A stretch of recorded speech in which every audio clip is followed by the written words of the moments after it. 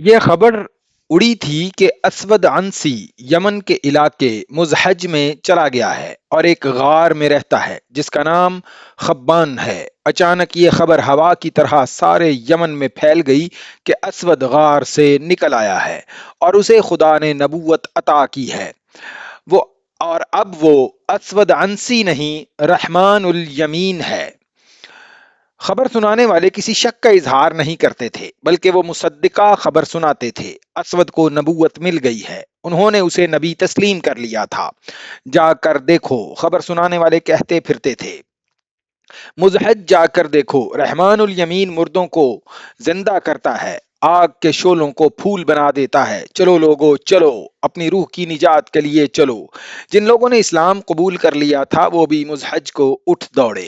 اسود چونکہ کاہن رہ چکا تھا اس لیے لوگ پہلے ہی تسلیم کرتے تھے کہ دیوتاؤں نے اسے کوئی بہت ہی پراسرار قسم کی طاقت دے رکھی ہے۔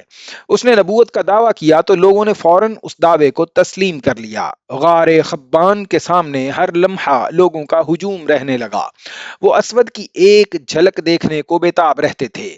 وہ دن کو تھوڑے سے وقت کے لیے باہر نکلتا تھا اور غار کے قریب ایک اونچی جگہ کھڑے ہو کر لوگوں کو قرآن کی آیات کی طرز کے جملے سناتا اور کہتا تھا، اس کے پاس ایک فرشتہ آتا ہے جو اسے ہر روز خدا کی طرف سے ایک آیت اور راز کی ایک دو باتیں بتا جاتا ہے۔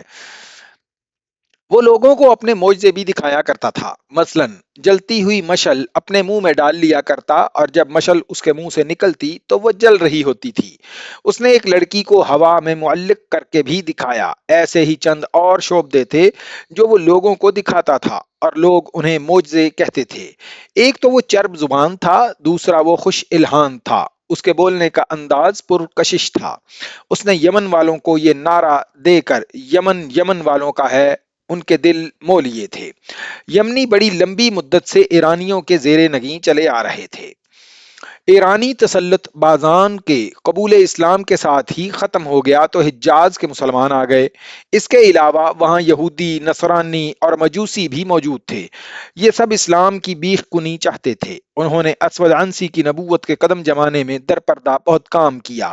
اسود اپنی نبوت کی صداقت ایک گدھے کے ذریعے ثابت کیا کرتا تھا۔ اس کے سامنے ایک گدھا لایا جاتا، وہ گدھے کو کہتا بیٹھ جا، گدھا بیٹھ جاتا، پھر کہتا میرے آگے سر جھکا، گدھا گدھا سجدے کے انداز سے سر جھکا دیتا۔ گدھے کے لیے اس کا تیسرا حکم ہوتا میرے آگے گھٹنے ٹیک دے، گدھا اس کے آگے گھٹنے ٹیک دیتا۔ دیکھتے ہی دیکھتے اسود عنسی کو یمن کے لوگوں نے نبی مان لیا۔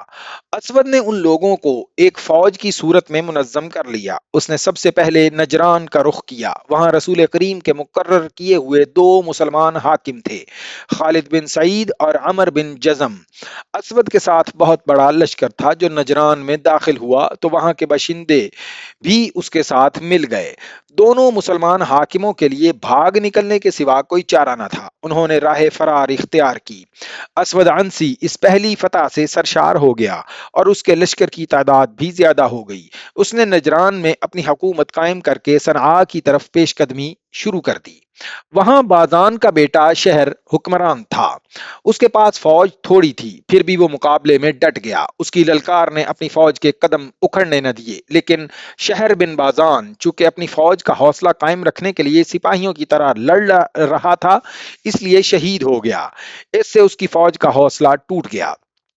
اسود کے خلاف لڑنے والے وہ یمنی بھی تھے جنہوں نے اسلام قبول نہیں کیا تھا، لیکن شکست کی صورت میں جان کا خطرہ مسلمانوں کو تھا۔ اسود انہیں لے کر انہیں اسود کے لشکر کے ہاتھوں قتل ہونا تھا۔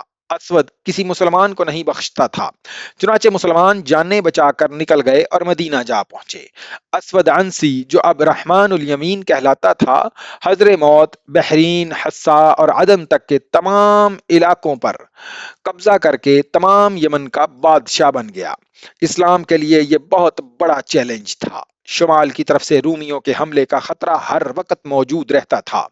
اس خطرے کو ختم کرنے کے لیے رسول خدا نے ایک لشکر رومیوں پر حملے کے لیے تیار کیا تھا، جس کا سالار اعلیٰ 22 سال عمر کے ایک نوجوان اسامہ بن زید رضی اللہ تعالی عنہ تھے، جو رسول کریم کے آزاد کیے ہوئے غلام زید بن حارثہ کے بیٹے تھے۔ زید بھی سالار تھے اور وہ موتا کے مارکے میں شہید ہو گئے تھے۔ یمن کو ایک خود ساختہ نبی سے نجات دلانے کے لیے بہت بڑے لشکر کی ضرورت تھی، لیکن لشکر رومیوں کے خلاف لڑنے کے لیے جا رہا تھا۔ اگر رومیوں پر حملہ ملتوی کر کے اس لشکر کو یمن بھیج دیا جاتا تو رومی یہ فائدہ اٹھا سکتے تھے کہ مدینہ پر حملہ کر دیتے۔ یہ خطرہ مول نہیں لیا جا سکتا تھا۔ رسول اکرم نے دوسری صورت یہ سوچی کہ یمن میں جو مسلمان مجبوری کے تحت رہ گئے ہیں اور جنہوں نے اسود عنسی کی اطاعت قبول کر لی ہے، انہیں اسود کا تختہ الٹنے کے لیے استعمال کیا جائے۔ اس طریقہ کار کو حضور کے تمام سالاروں نے پسند کیا۔ اس مقصد کے لیے چند ذہین قسم کے افراد کو یمن بھیجنا تھا۔ رسول اکرم کی نظر انتخاب قیس بن حبیرہ پر پڑی۔ آپ نے انہیں بلا کر یمن جانے کا مقصد سمجھایا اور پوری طرح ذہن نشین کرایا کہ انہیں اپنے آپ کو چھپا کر وہاں کے مسلمانوں سے ملنا ملانا ہے اور ایک زمین دوز جماعت تیار کرنی ہے جو اس جھوٹے نبی اور عیش و عشرت میں ڈوبے ہوئے خود ساختہ بادشاہ کا تختہ الٹے۔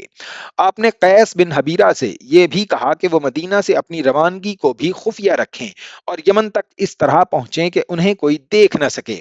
اس پرخطر مہم کو اور زیادہ مستحکم کرنے کے لیے رسول کریم نے دبر بن یخنس کو ایک خط دے کر یہ کہا کہ یمن میں کچھ مسلمان سردار موجود ہیں جنہوں نے مجبوری کے تحت اسود کی اطاعت قبول کر لی ہے، یہ خط انہیں پڑھوا کر ضائع کر دینا اور باقی کام قیس بن حبیرہ کریں گے۔ اسود عنسی نے جب صنعاء پر حملہ کیا تھا تو وہاں کے حاکم شہر بن بازان نے مقابلہ کیا لیکن وہ شہید ہو گیا تھا۔ اس کی جوان سال بیوی جس کا نام آزاد تھا اسود کے ہاتھ چڑھ گئی۔ آزاد غیر معمولی طور پر حسین ایرانی عورت تھی۔ اس نے اسود کو قبول کرنے سے انکار کر دیا لیکن اسود نے اسے جبرن اپنی بیوی بنا لیا تھا اور آزاد اب اس شخص کی اسیر تھی جس سے وہ انتہا درجے کی نفرت کرتی تھی۔ اکیلی عورت کر ہی کیا سکتی تھی؟ اس کی خوش نصیبی صرف اتنی تھی کہ اسود عورتوں کا دل دادا تھا۔ اس نے اپنے حرم میں 20 عورتیں رکھی ہوئی تھیں۔ اسے تحفے میں بھی نوجوان لڑکیاں ملا کرتی تھیں۔ وہ ہر وقت عورت اور شراب کے نشے میں بدمست رہتا۔ رسول اکرم کے بھیجے ہوئے قیس بن حبیرہ چوری چھپے سفر کر کے اور بھیس بدل کر صنعاء پہنچے۔ اسود نے صنعاء کو اپنا دارالحکومت بنا لیا تھا۔ ادھر دبر بن یخنس بھی ایک مسلمان سردار کے ہاں خط لے کر پہنچ گئے۔ اس مسلمان سردار نے یہ یقین تو دلایا کہ وہ ایسے چند ایک مسلمان سرداروں کو اکٹھا کر لے گا جنہوں نے دل سے اسود کی اطاعت قبول نہیں کی، لیکن اسود کا تختہ الٹنا ممکن نظر نہیں آتا کیونکہ وہ صرف بادشاہ ہی نہیں، یمن کے باشندے اسے اپنا نبی مانتے ہیں۔ قیس بن حبیرہ ایک ایسے ٹھکانے پر پہنچ گئے جہاں رسول کریم کے شیدائی مسلمان موجود تھے۔ ان مسلمانوں نے بھی وہی بات کہی جو مسلمان سردار نے کہی تھی، لیکن ان مسلمانوں نے ایسی کوئی بات نہ کہی کہ وہ اس زمین دوز تحریک میں شامل نہیں ہوں گے۔ انہوں نے پرعزم لہجے میں کہا کہ وہ خفیہ طریقے سے وفادار مسلمانوں کو اکٹھا کر لیں گے۔ ہم اس جھوٹے نبی کو ختم کرنے کے لیے زیادہ انتظار نہیں کر سکتے۔ ایک مسلمان نے کہا، جوں جوں وقت گزرتا جا رہا ہے اس کی مقبولیت میں اضافہ ہو رہا ہے۔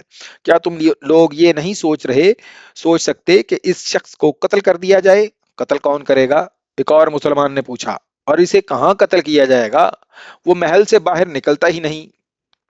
یہ بھی معلوم ہوا ہے کہ محل کے ارد گرد محافظوں کا بڑا سخت پہرا ہوتا ہے۔ کیا ہم میں کوئی ایسا آدمی نہیں جو اسلام کے نام پر اپنی جان قربان کر دے؟ قتل کا مشورہ دینے والے مسلمان نے پوچھا۔ اس طرح جان دینے سے کیا حاصل کہ جسے قتل کرنا ہے اس تک پہنچ ہی نہ سکے؟ اس شخص نے کہا، بہرحال ہمیں خفیہ طریقے سے یہ تحریک چلانی ہے کہ کم از کم مسلمان بغاوت کے لیے ضرور تیار ہو جائیں۔